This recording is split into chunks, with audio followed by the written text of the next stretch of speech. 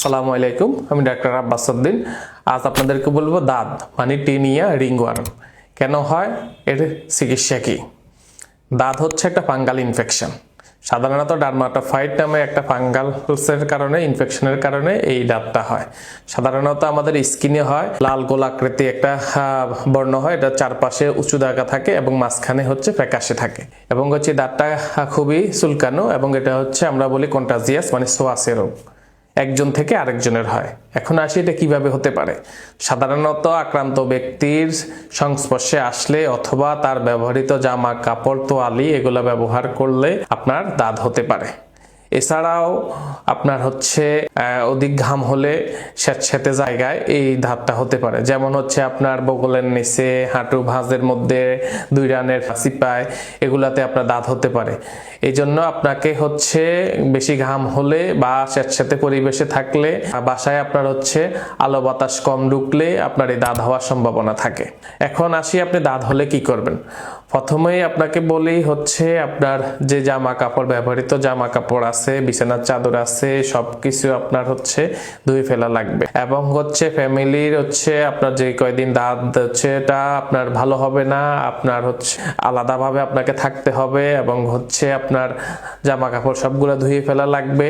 সাথে আমরা বলি যদি অল্প দাঁত থাকে তাহলে আমরা বলি আপনাকে কিছু ক্রিম ব্যবহার করার জন্য, যেমন হচ্ছে অ্যান্টিফাঙ্গাল ক্রিম আছে, টার্বিনাফিন, কিটোকোনাজল, কট্রিমাজল। এই ক্রিমগুলো ব্যবহার করবেন আপনি।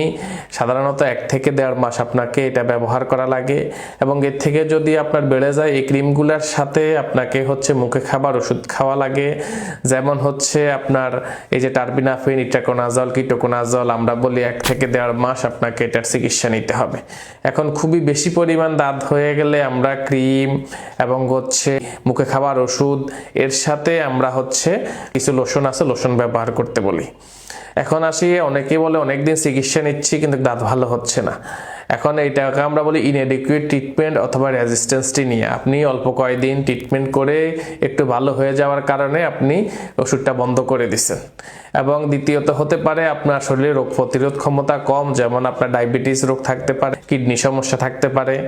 এই জন্য আপনাকে ডায়াবেটিক রোগ, কিডনি সমস্যা বা শরীরে রক্ত স্বল্পতা, এই ডিজিজগুলোকে আপনাকে ট্রিটমেন্ট করতে হবে।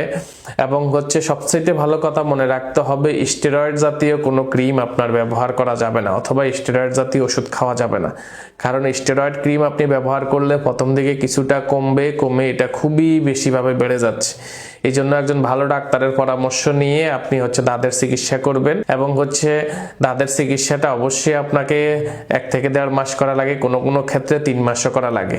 এই জন্য ট্রিটমেন্ট শুরু করার আগে আপনি জামা কাপড় থেকে শুরু করে সবকিছু ধুয়ে ফেলবেন, বিছানার চাদর সবকিছু। এবং হচ্ছে ফ্যামিলির অন্য কারো থাকলে তাদেরকেও ট্রিটমেন্ট করতে হবে এবং হচ্ছে হাজব্যান্ড ওয়াইফ যে যদি একজনের থাকে তাহলে ভালো হওয়া পর্যন্ত আরেকজন একটু আলাদা সেফ থাকলে সবচেয়ে ভালো হবে, আর দুজনেরই থাকলে দুজনই একসাথে ট্রিটমেন্ট করতে হবে। ধন্যবাদ। আসসালামু আলাইকুম।